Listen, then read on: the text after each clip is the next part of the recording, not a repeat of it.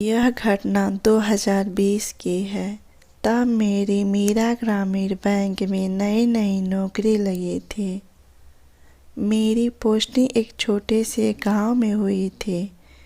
मैं पहली बार अपने घर और घर वालों से दूर जा रही थी।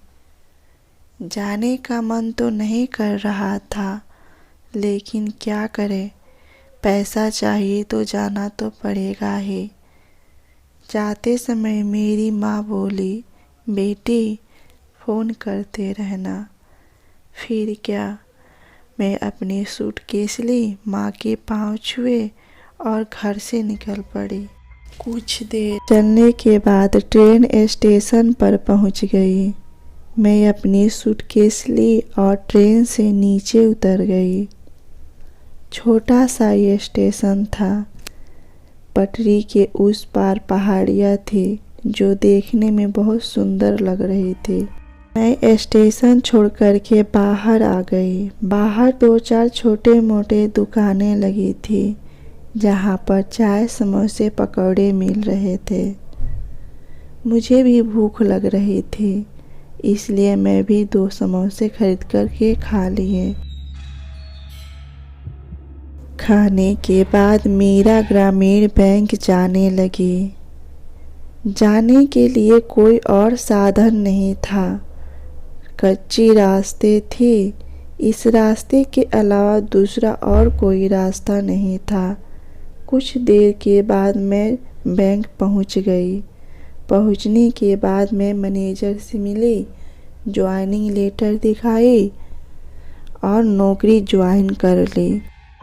मैनेजर साहब बोले, आज आप आराम कर लीजिए, कल से काम करना, और आपको जब तक कोई दूसरा कमरा नहीं मिल जाता तब तक आप ऑफिस का एक कमरा खाली है, वहाँ पर आप रह सकते हैं।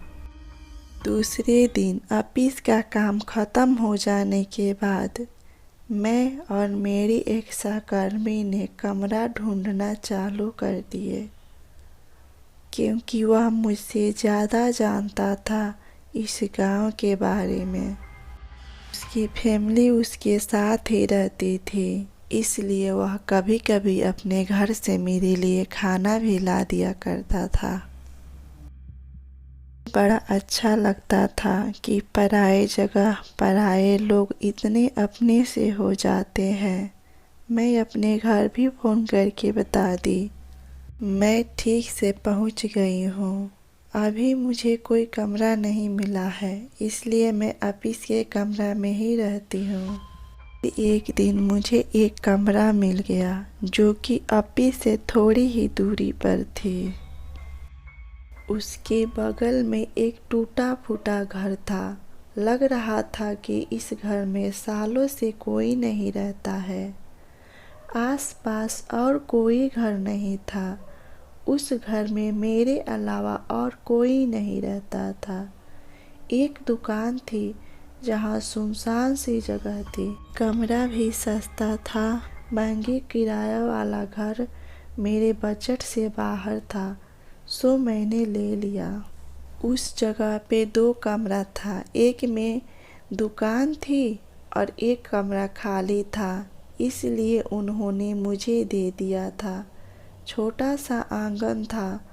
आंगन से होते हुए सीढ़ियाँ छत पे जाकर मिलती थी और एक किचन भी था।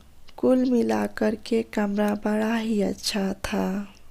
मकान मालिक बस दिन भर ही वहाँ पर रहते और शाम होते ही वो अपने घर चले जाते थे, जो कि शहर में था। रात को मैं अकेले ही रहती थी उस घर में। ऐसे ही कुछ दिन गुजर गए। फिर एक शाम को ऐसा हुआ कि मैं शाम को ऑफिस से आने के बाद घर से बाहर बैठकर चाय पी रही थी। काफ़ी अंधेरा हो गया था। तभी मैंने देखी कि कोई बगल वाले घर के बाहर तुलसी की पूजा कर रहा है। पूजा करने के बाद वह औरत मेरे पास आ गई। पास आकर के बोली, नई नई आई हो इस घर में। मैं बोली, हाँ चाची, बस अभी अभी ही आई हूँ। वो मेरी माँ की उम्र की थी, इसलिए मैं उन्हें चाची कहना ही उचित समझी। फिर उसने बोला, बेटी, अगर किसी चीज़ का ज़रूरत हो तो मुझसे ज़रूर बताना। मैं आपको हर शाम को यहीं मिलूँगी। इसके बाद मैं घर आकर के सो गई। अब हमारा रोज़ रोज़ का यही सिलसिला हो गया था। मैं हर शाम को घर से बाहर आकर के चाय पीती और चाची आकर के हमसे बातें करती। चाची से बातें करके बड़ा अच्छा लगता था। एक दिन पता नहीं क्यों ऑफिस से आने के बाद मेरी तबीयत खराब हो गई। आते ही मैं बिस्तर पर लेट गई। मुझे बहुत तेज़ बुखार थे। मैं कुछ खाई भी नहीं।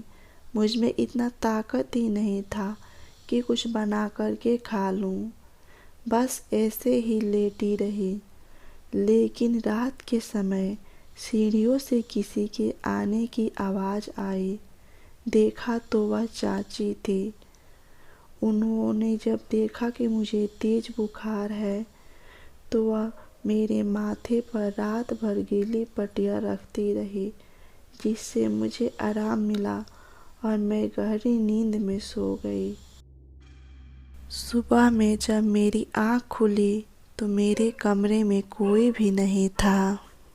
दूसरे दिन रविवार था और ऑफिस ऑफिस भी नहीं जाना था, इसलिए कुछ गंदे कपड़े धुले और चाय पी कर के मकान मालिक की दुकान पर चली गई।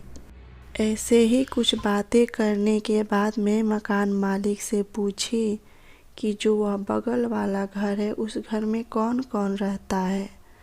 मकान मालिक ने बताया कि उस घर में पहले एक बूढ़ी औरत और उसकी एक बेटी रहती थी।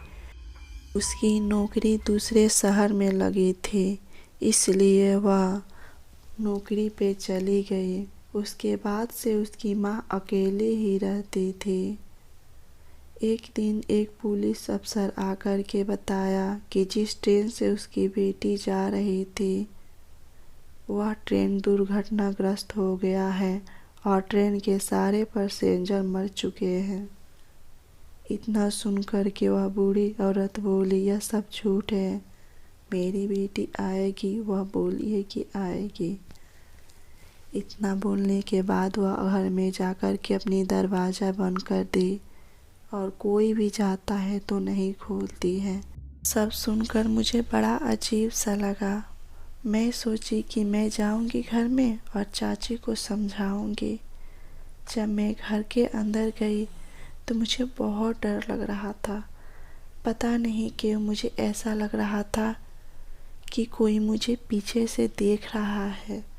मैं डरते डरते घर के और अंदर गई। घर के और अंदर जाने के बाद मैंने देखा कि बेड पर एक कंकाल पड़ा हुआ है। उसके ऊपर थोड़ा भी मांस नहीं था, मानो वह कितने दिनों से पड़ा हुआ है। शायद अपनी बेटी का इंतज़ार करते करते उनकी जान निकल गई। उन्हें मुझ में उनकी बेटी दिखाई देती थी, इसलिए वह मेरे पास आया करती थी। मैंने उनका विधि विधान से अंतिम संस्कार करवा दी ताकि उनके आत्मा को शांति मिल सके। तो दोस्तों, ये थी मेरी आज की कहानी। अगर आपको कहानी पसंद आई हो तो मेरे वीडियो को लाइक करें और मेरे चैनल को सब्सक्राइब करें।